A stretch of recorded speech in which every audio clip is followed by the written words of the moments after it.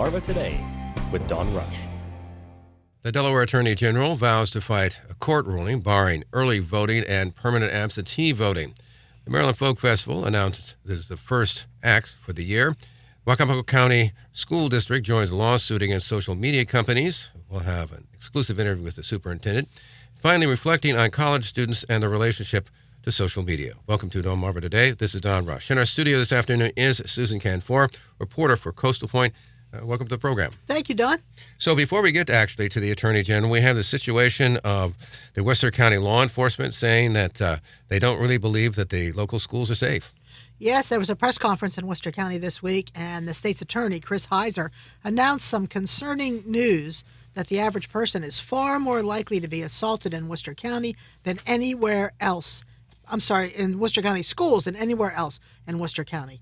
Sheriff Chrissa Foley was there, too, at that press conference, and both of them said they're really concerned. A video they played showed attacks and bullying, fighting, moans, screams, and laughter at the victims as students punched each other and some fell to the floor.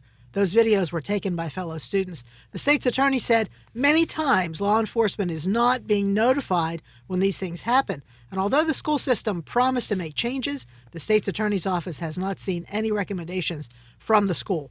These problems, she said, are disconcerting, and the state's attorney added that the school system allows bullied victims to be just dismissed early instead of punishing the bullies. Also reported is nudity on school buses, sexual acts on school buses, and guns on school property. In many cases, State's Attorney Heiser said parents are not being notified. She and the sheriff had some startling statistics to share. In the past 5 years, since 2019, there's been a whopping 67% increase in attacks on students, a 171% jump in fighting in schools, and 32% increase in verbal threats. Also revealed during that press conference was this statistic. School staff has suffered 225% more physical attacks from students. Heiser said if the school system does not take immediate action, there will be more serious and harmful consequences to the students and teachers in Worcester County to come.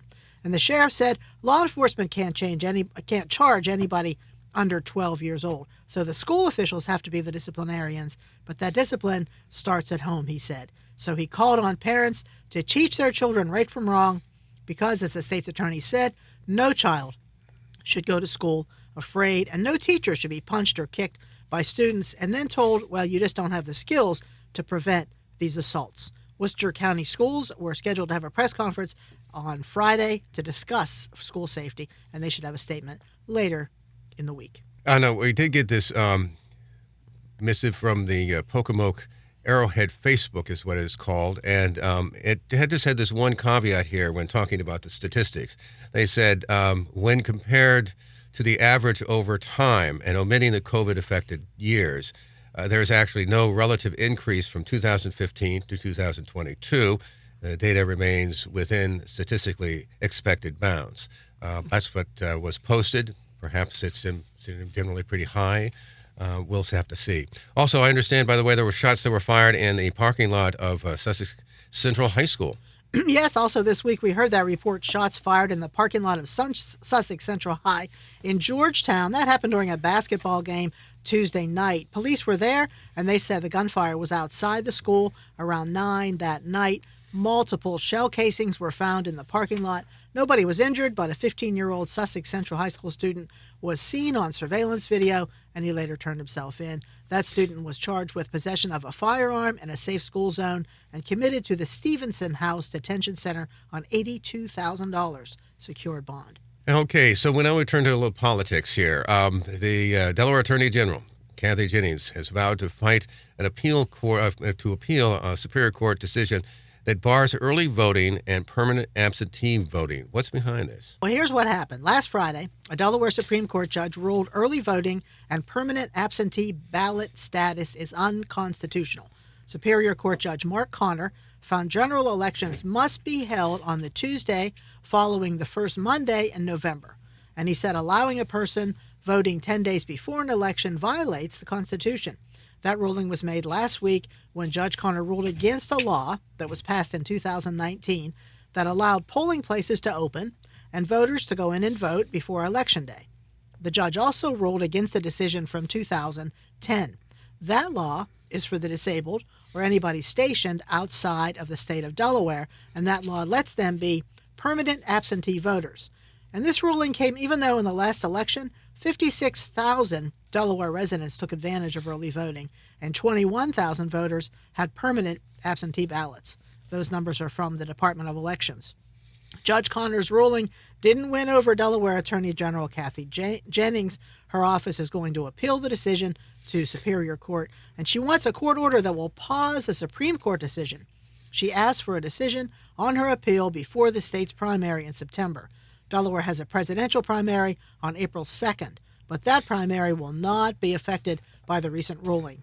Kathy Jennings said absentee ballots are going to be mailed out soon. Early voting is set to begin March 20th for that Delaware presidential primary. Now, I also understand that the Minority Leader, Gerald Hawker, he says that he's going to introduce a constitutional amendment to satisfy these concerns. Well, what do we know about that? I know he has said that he doesn't like no-excuse absentee voting, but perhaps mail-in for that matter.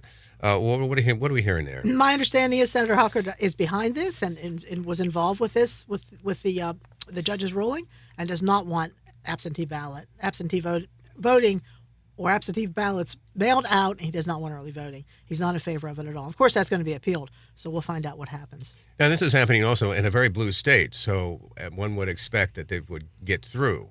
You would think so, but Senator Hawker is a very strong Republican, so we'll see what happens. Also, we have Ocean View. They took a look at their budget. What do we know about them? Ocean View residents are very happy to hear that the town council is working on its proposed budget for FY25. That's a $5.9 million operating budget and a $1.9 million capital program, and they're happy because there are no plans to increase taxes. The tax rate in town is now 0.2378 per $100 of assessed property value, and there are no plans for that to be increased. That's the word from the town manager, Carol Hauk. She gave the budget details to the town council this week. But it's likely there will be tax increases in the next few fiscal years to increase revenue. The town is also facing a 22.8% increase in Delaware state health insurance the town employees have. In December last year, town officials were notified of that increase, and the resulting extra expense was included in the proposed budget. In February, the town was notified the increase could be as much as 27%. The town manager said she has shared the town's concerns about the increase with Delaware legislators and asked for help in getting that reduced. Ocean View's FY25 budget also includes a new full-time maintenance supervisor position, a proposed 3.9% pay increase for employees who are not in the police department, and it sets the annual starting salary for police at $65,000. Also in the budget is funding to celebrate Ocean View's 135th anniversary this year, as well as other events including the Spring Fling in May, concerts in the park, and the big event every year, Cops and Goblins, the big Halloween celebration in Ocean View in October. That budget has to be passed by April 30th, and it should be passed at the next meeting, which is the second Tuesday in March. Now, aside from the need to deal with this increase in the state health issue, what's the thinking in terms of trying to raise more money? I mean, are they facing issues in which they have to have infrastructure, or what's going on there? They are, because Ocean View is almost completely built out, so they aren't getting as many impact fees and fees from contractors. So they're going to have to do something, including raising taxes. The town manager said they're faced with this kind of a sudden knowledge that they're going to have this 22.8% health insurance increase, which was kind of came as a shock to them. Everybody's talking about it in Delaware, and it could be even higher. She said she wasn't really ready to say anything or give the council any ideas about how to raise more money, but that she was going to come back to them with some ideas. But she did say she's talked to the legislators and asked for help, because that is a big jump. So do we really expect then that there will be some kind of tax increase down the road? Yes, she said probably 2020, FY 26, 27, 28, and 29 to expect at least 1 cent tax increase each one of those years. So one more year with no tax increase. Actually, I think about 2 or 3 years ago, Ocean View reduced its tax rate by 3 cents, which is unheard of in this day and age. But that won't be for long. They'll be going up in the future. Do we expect that there'll be some outcry from the property owners? Probably, but Ocean View is a pretty wealthy area, so one said I don't think there'll be too much of an outcry. There usually is from certain people, usually the same ones every time it goes up. But I wouldn't think it'll be too much of an outcry. They attend each session there and complain about that. Yeah, they don't come to a lot of meetings, but when taxes go up, they're there. Absolutely, they go to those meetings. Definitely. So we also have the Selbyville Art Show. You went down there. What was it like? I was there, and some of the talent is just incredible. From little tiny kids who paint watercolors with pumpkins and mittens and ducks, and to high school students that have the most impressive self portraits and landscapings and paintings. Really good. I was there a couple days ago, and I was there again this morning to talk to some of the judges. Every year, these students from elementary school through high school participate in the student art show. Scores of drawings from those in crayons and finger paints all the way up to self-portraits done in ink are judged. And on March 16th this year, the mayor and town council members will be there to present the winners with cash awards. This year will be the final year that the artwork will be in the current Selbyville Library because a new library is now under construction in Selbyville. It's being built right behind the existing library. And next year, those drawings and paintings will be on display there. Earlier this month, Selbyville Mayor Rick Duncan read a proclamation designating March as Art Month for Selbyville Youth. The proclamation states the Selbyville Community Club partners with a library for the annual show in an effort to bring attention to art. The council gave $1,000 donation to the show, and the Selbyville Community Club is asking for donations from other sponsors. The mayor really likes this show. He called it a great program, and he said there are a lot of great kids doing good things with art. So if you get a chance, stop by and you'll see abstracts, collages, sculptures, photographs, all by these very talented students from all the schools in the Selbyville area. Any particular piece strike you, or any particular? I was stricken by several of them. Yeah. The self-portraits from some of the seniors were just incredible. The detail, most of them were in pen and ink. There were also some dinosaur drawings were so cute from little first graders and some of the pre-K kids, little pumpkins and ducks and mittens and a lot of animals with those kids. Rainbows and some abstracts. Some of the littler kids did some abstract painting. There's one called Drip Art, and it's a collaboration with third graders. It's like a huge mural, and all of their art is together on one wall. So it's pretty impressive for a small town. If you get a chance, stop by and take a look. And were the kids out there as well? Not yet. No, Not they'll yet? be there on that day on March 16th. They'll be there to get their awards. They each get cash awards. The top winners get cash awards, and they'll all be there with their parents for that. They get so excited. It's such a nice event. It really is. Can you buy these, by the way? I guess they would sell them. The parents usually, want to keep them because some of them are really, really good. Some of these kids you can tell have a future in art, especially the older kids. It's kind of hard to tell with the first graders, but their hearts are in it. You can tell their little hearts are in it. It's so touching to walk around and see the paintings and the drawings. It's one of my favorite things of the year. So now this is how long has it been in This is the around? 20th year for this art show. They're having a big celebration this year, and that's why they're asking all the press to go out and take a look. So every time I go, I see something I hadn't seen before, and it's always so enjoyable to see those paintings. There was one young lady who the theme for this class must have been candles. So she had one like it was a side of her face, a self-portrait, the side of her face lit by a candle, just one side of her face lit by a candle. The same young artist had another one with a candle in her mouth, which was kind of a twist to that artwork. And that was there were a lot of cityscapes done in pen and ink. Really, really, really good. You can tell there was a lot of thought. One third grade class, focused on seashells, and the teacher wrote a little something about how they came up with the idea and about, how abstract art doesn't necessarily show anything except the feelings of the students, and that it should be understood that way. So it's a lot of commentary written by the teachers that's posted along with the artwork. Well, what did the ones with the shells look like?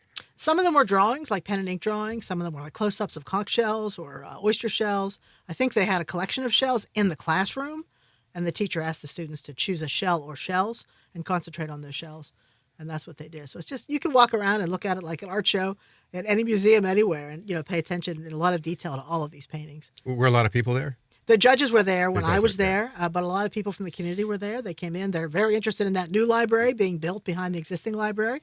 So they were there to take a look at the construction. And the judges were very interested in what was happening. Judges were talking about their own work as artists and, what they look for. They look for composition, color. They look for the feeling that's in the painting or in the drawing and how the students get that across. And they talked a lot about how these kids really have a lot of thought behind it and ability, and how they put the work of art right in the right spot, so the whole canvas or the whole piece of paper that they draw on is taken up, and it's just they have a rubric, what they call a rubric, and the judges check off, did they do this right, did they do that right, and it's really, they put a lot of effort into it. Really good show. We've been speaking with Susan Canfora. She's a reporter for Coastal Point. Appreciate you stopping by and chatting with us. Thank you, Don. You're listening to Delmarva Today. This is Don Rush.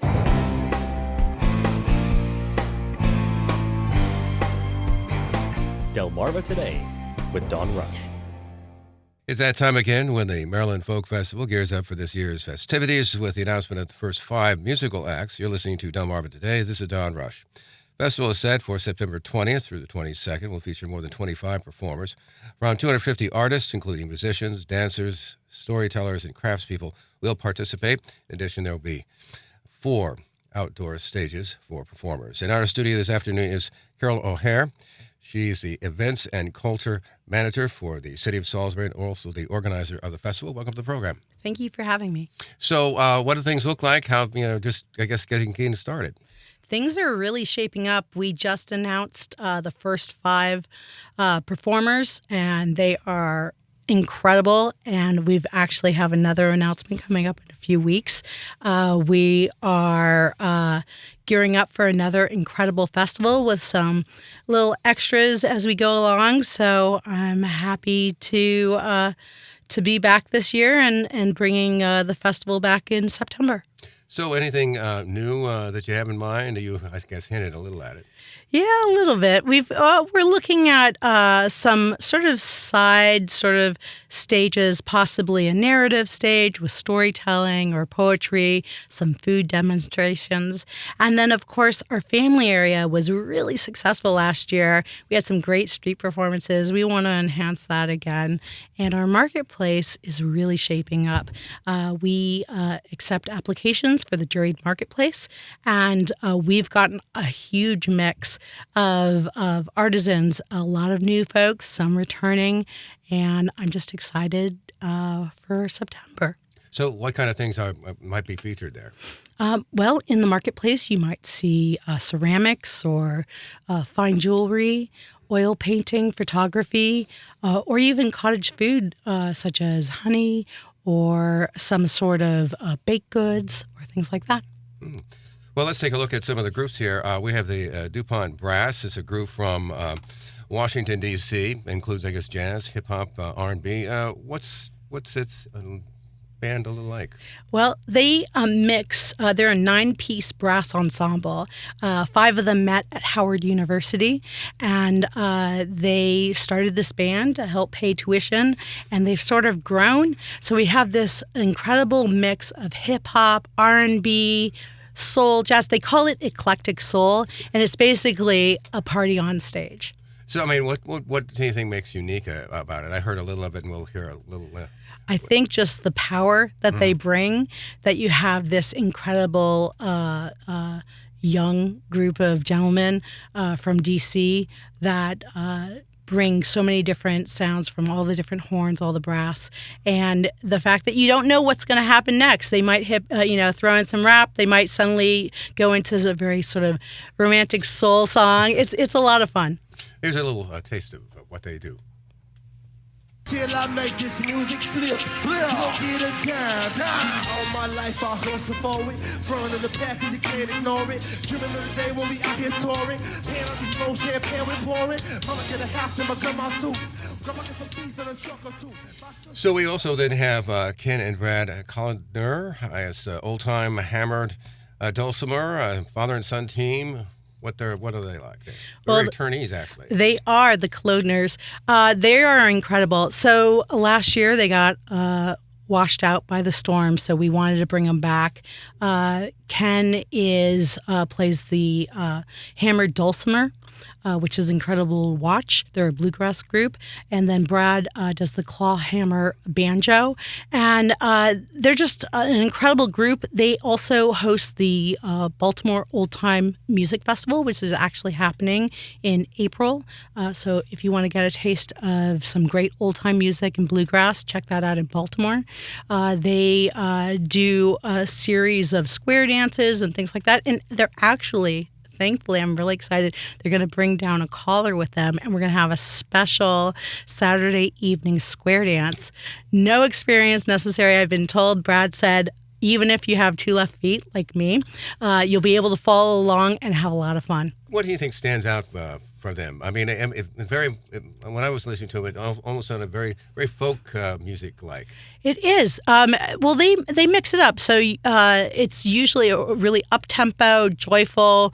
What I love about it is the father-son connection and the fact that, Ken is sort of a legend in his area, and his influence on Brad, who started later on in his life, has picked up that torch and works with his father, and then also has all these different events down in Baltimore that help promote artists like their band or Charm City Junction or Allison DeGroot or other groups like Honeydew Drops, and they provide spaces and places for these artists to thrive, and I'm excited for them to come back this year. Oh, here's a little of them.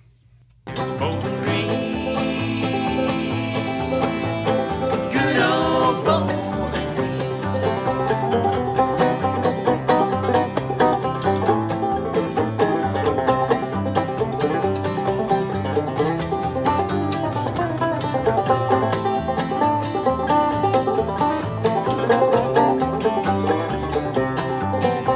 I'm going round this whole wide world, going through alone. I've been going round this whole wide world, ain't got no home, ain't got no home. Bowling Green, good old Bowling Green. And you can really hear that clawhammer banjo. I mean, Absolutely. And there are times when, Ken sort of takes the spotlight with the hammered dulcimer. It's really beautiful.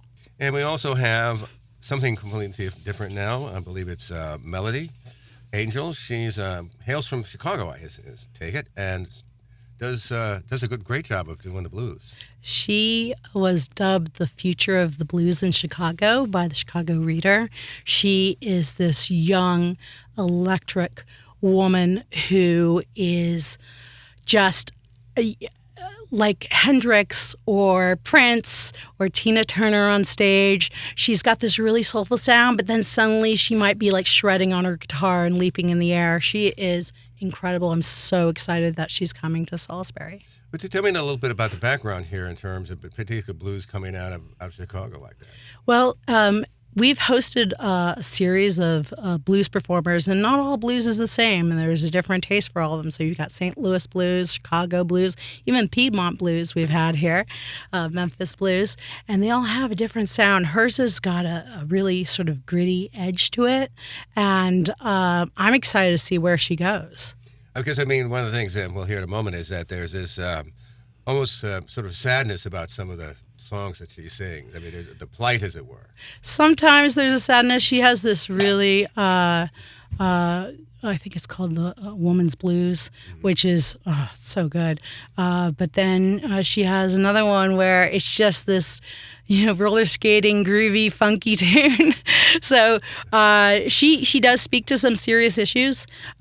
She does speak about being, a black woman in today's world. But she also shares the joy that she finds in life, and it shows through her music. And here's a little of that. Love the wrong man, met him too young, baby on the way, and I won't give him up, ain't got money to raise him, just a prayer and a dream. I call my mama's number, but she ain't talking to me. A woman's blues is long. I mean, it's a real empathetic. It's amazing. In fact, I think that video is on our website. So if you go to mdfolkfest.com, you can check out the performers. There's audio files, bios, social media links, and videos. And definitely check her out because she's an incredible artist. And you can also see what's coming to Salisbury. That's true. And we want to turn to another group it's a Cajun group called Pine Leaf Boys out of Louisiana. Cajun sound, Zydeco, of course. So, but I don't know. It's the opener, and we'll hear it in a moment. didn't quite as immediately strike me as being Zydeco Cajun. They are a modern twist on Zydeco, but Will Savoy, who is part of the famous Savoy family, we've actually had the Savoy family Cajun band here. He not only is a Grammy winner for other bands that he's been in, but he with this band, they are 4-time Grammy nominees. They're the type of Cajun band, that Zydeco band, that you would go to like a juke joint and have a cold beer. It's hot out, and they're taking the stage and just bringing you to the party. They're a lot of fun. One of the descriptions, by the way, you talk about swamp pop. What is swamp pop? You know, I saw that, and I think it's something. I'm hoping that Will coin that term, but I think it's something where it's like, look, this is from the deep roots of Louisiana. They're from Lafayette, and they're bringing a little pop, a little modern twist to it, but you still have that Cajun sound, that strong accordion, that great, Acadian voice. So I hope everyone enjoys it. Well, I don't know. I've been told angels up in heaven meet the sweet rock and roll, my baby.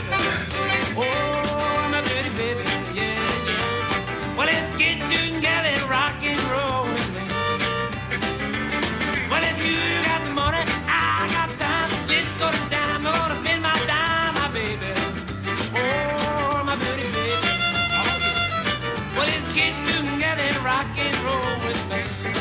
Well, no.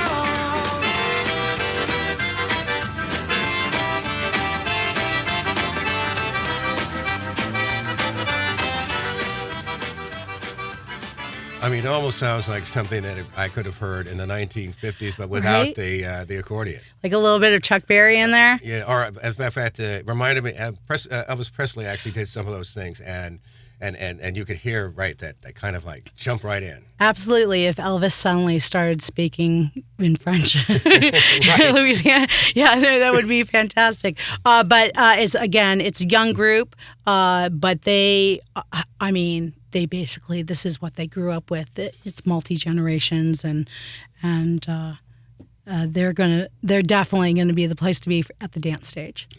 You're going to get out there and dance? Yes, with my 2 left feet. Oh, okay. Well, that's good. Along with the square dance. Right. Yes. And finally, we have Sean Healy with Celtic music. So Scots Gaelic songs, ballads, sea shanties. Tell me a little bit about. Sure. Sean is a championship fiddle player. One of his singers is an All-Ireland singing champion. He speaks or sings in Scots Gaelic and also in English.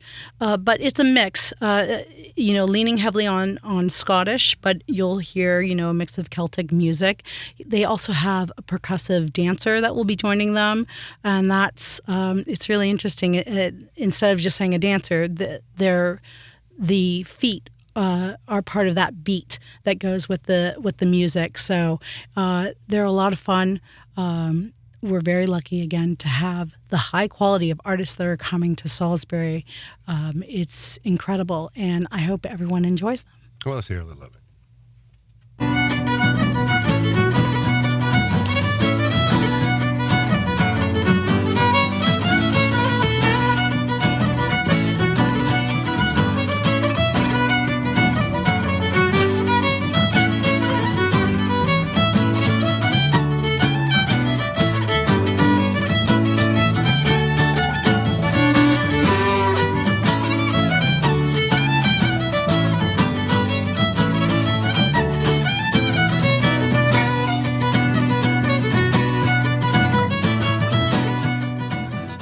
There's almost a certain river dance quality to it. Were you thinking the same thing? A little bit. This is a very upbeat tune, and he has some very powerful and sort of sad songs that he sings as well. But I was just thinking and remembering that he might bring a bagpiper with him. So I'm trying to think, where should we place that bagpiper? Because sometimes you need to place them on top of a mountain or maybe on top of the Ross. But it should be a wonderful show. They actually just performed at the Strathmore and sold it out over the holidays. So they're a lot of fun, and they bring traditional Celtic music to the stage. So in terms of getting people in and so on and so forth, what's the story with volunteers? Are you gearing up for that at this point? Yep. I guess the next few stages are we're accepting applications for food vendors and for the marketplace so that we can select those folks. And then we'll start posting about volunteers. And of course, we are always looking for sponsors. This is a free festival, but it's not an inexpensive festival. So if you're interested in being a sponsor, please contact me. My information is on mdfolkfest.com. We want this festival to be free and accessible for all, and we want to highlight the tremendous talent that is in our nation and in our region. So hopefully we'll get some support there. Well, we were speaking with Carolyn O'Hara. She's the Events and Culture Manager for the City of Salisbury and also organizer of the festival. Appreciate you stopping by and chatting with us. Thank you. You're listening to Delmarva Today. This is Don Rush.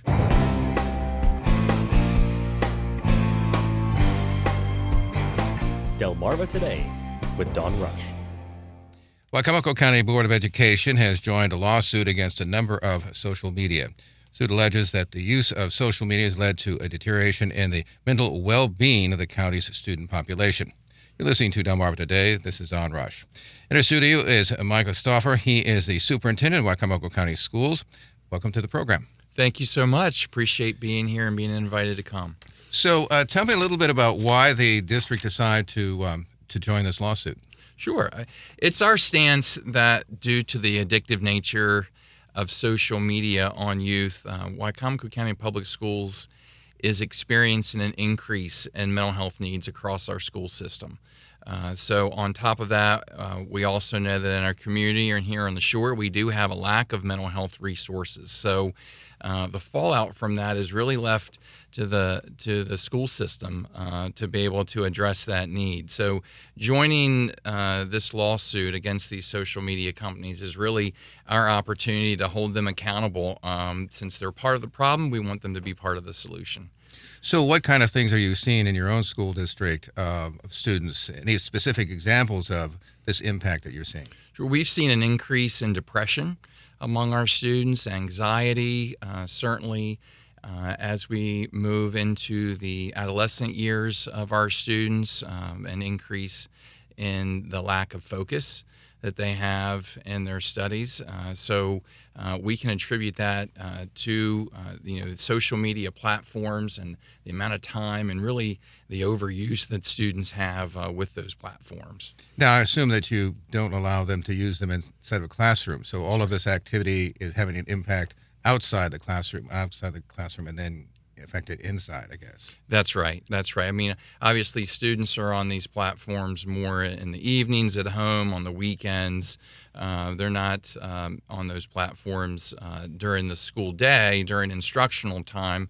But certainly what we're seeing are the impacts of them spending so much time on these platforms. So what is it about these platforms that they're seeing that's providing the kind of anxiety that you're looking at then? What specifics? I mean, is it just a matter of that they're connecting with colleagues and things are bad, or are they seeing other things outside of school? I mean, what is it that we're concerned about?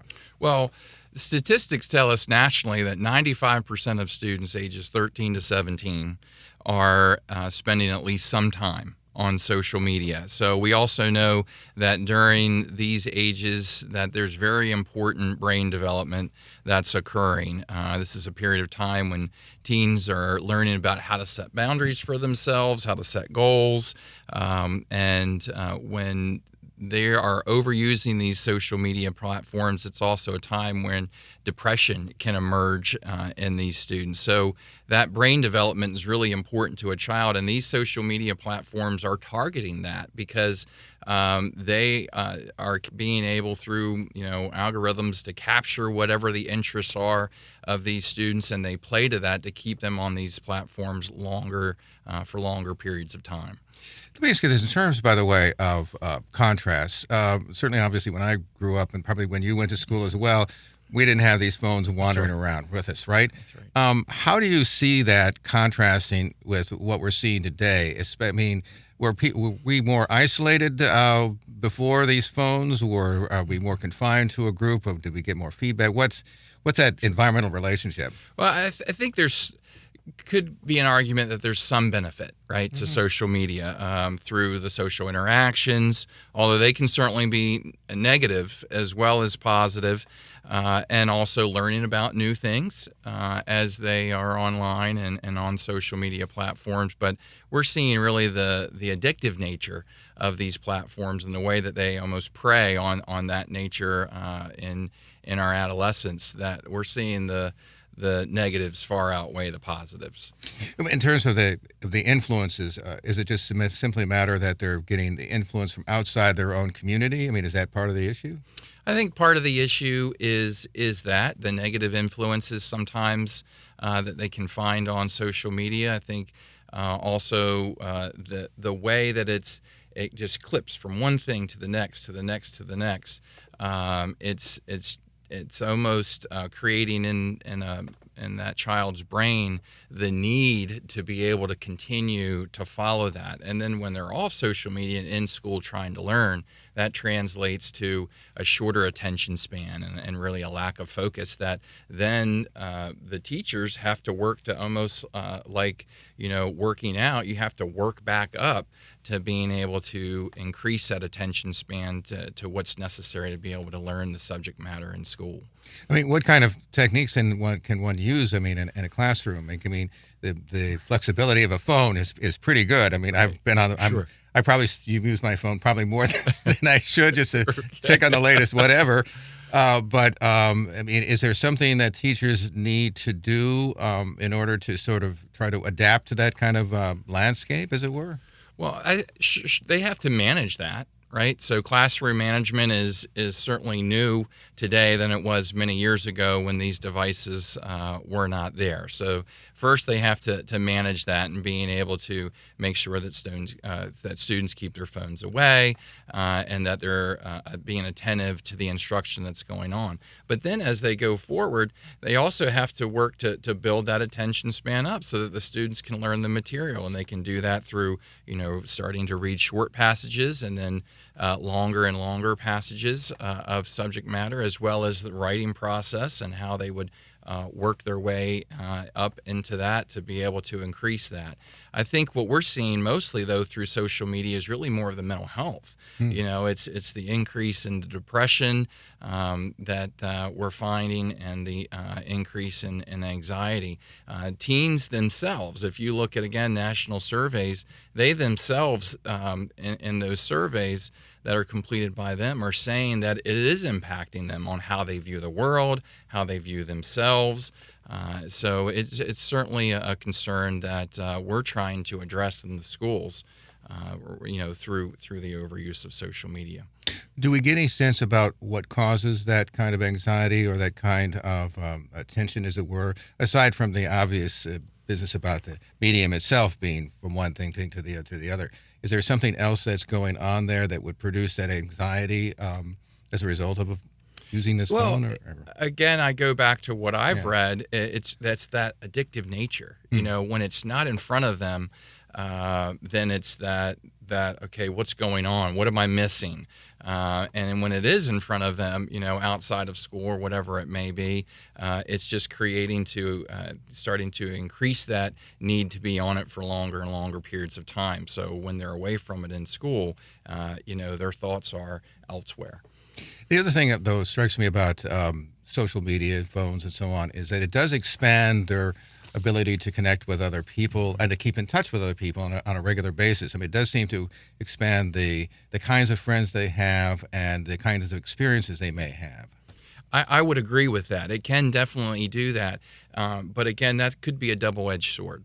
If certainly the interactions and the expansion of connections that they have through social media, if all of those are positive, then that may not certainly be a bad thing. That can expand their horizons and connections to the world for sure. And many times what we see, especially whether it's through TV or video games or certainly on social media, those things can certainly be negative as well. So what can parents do? I mean, because they seem to be the people who probably are around them the most outside of obviously school and have perhaps the most control over their lives. And what are you recommending that they do? Well, I think first they need to be aware. They need to learn these platforms and learn what's on them. What are their children seeing on them? What are they doing on them? What are they putting out there on them as well? And learning also about the parental controls. How can they control what and limit the access to what they would deem appropriate. Also, certainly limiting the time that students and their children are on social media, so that it's shorter periods of time. And then I'd say also it's important for them to connect to the world around them in other ways. Go outside, be involved in activities and in person and friend groups, and get involved in extracurricular activities that play to their interests, whether it's sports or fine arts or whatever it may need to be. And I think the last thing they can do is certainly be aware of what their child's behavior is. Is it changing? Do they see differences that are concerning? Talk with their pediatrician. Do research on these topics and learn more about the platforms that their children are using. By the way, how much contribution do you think that these platforms have when we see some of the violence that has occurred in some of our schools? We obviously have seen some school shootings by students, amongst others. What kind of contribution do you think that has to that kind of violence that we now seem to accept on a weekly basis? Well, just like adults, children are taking things in from everywhere at all times.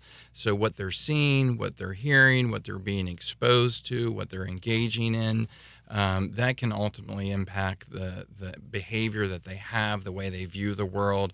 And again, I think it's important for all of us just to be aware of what our children are being engaged in when they're online and when they're on the social media platforms. So I certainly think it can have an impact on our students. I mean, is there any way to follow, for instance, students in such a way that if they're moving down particularly that violent path, although obviously there are other issues, that the school can become aware of that trend and then be proactive in doing something? Sure. Many times the people that our students are close with are other students.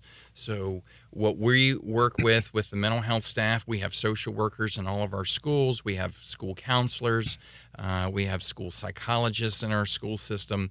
So, and certainly the administrators and the teachers play a big part of this, since they're interacting with students, every moment of every day. We really try to engage all of our students in that see something, say something. So if they hear or see a change in behavior in a friend of theirs, or hear them saying things that are alarming or threatening, or whether they might want to do harm to themselves or others, we encourage them to make sure that they're saying something to those staff that are around them, so that we can address that behavior and that we can link the parents in when we are aware of those things. One of the things that just occurs to me is there some use that schools have for these devices in teaching and promoting? And I mean, you can explore all kinds of things, find out all kinds of things about things that, for instance, I may run across something I read about, and then I'll go online and check it out and see what's going on. Is there Sure. I mean, we a lot of our teachers, especially in the upper grade levels, do current events where students can, come in and report on things that they've seen or learned, whether it's through social media or whatever it may be. In our school system, we're a one-to-one school system, so we have a laptop for every student and a device. So when they're in the classroom learning, the teachers are able to really utilize the structure of being on that device and guide the lesson for what the students are learning about through that manner. So there shouldn't be any really need to be on their phone or on a social media platform at that point in time. But, obviously social media can have benefits if it's used the right way. But what we're finding is many of these platforms really target our children to keep them on there longer and engaged in things that aren't always productive. So I guess the final question is, so what do you want them to do? I mean, they are what they are.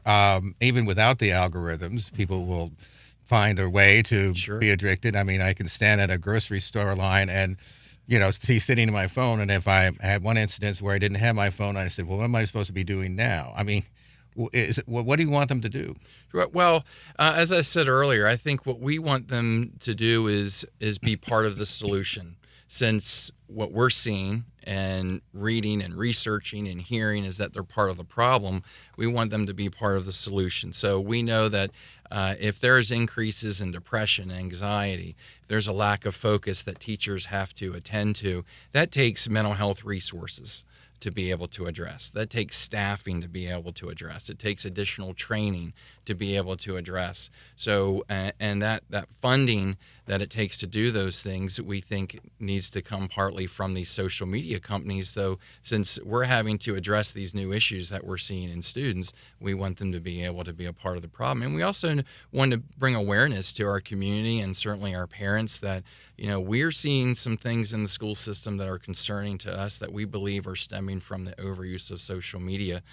So we want them to know that, look, we're addressing these things. We're being very transparent about it, communicating to our public about it, and we want them to know that Wicomico County Public Schools are taking steps to do something about it. So the school systems that are joined this lawsuit, are they looking in for money from these companies? Is that what we're looking at? They're looking at funding. Mm-hmm. It could be a promotional campaign to limit the amount of use that students have, to educate parents more about what these platforms do.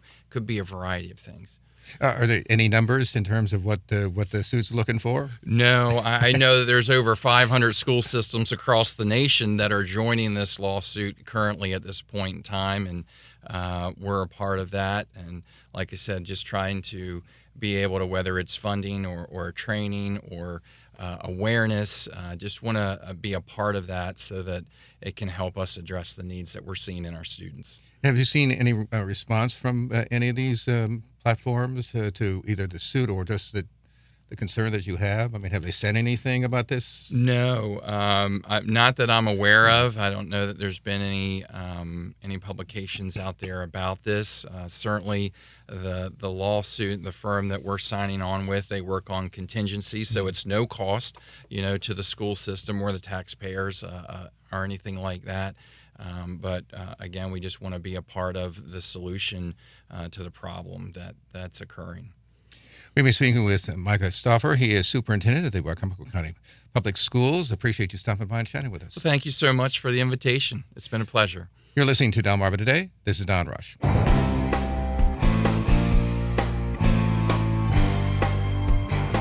Delmarva Today with Don Rush.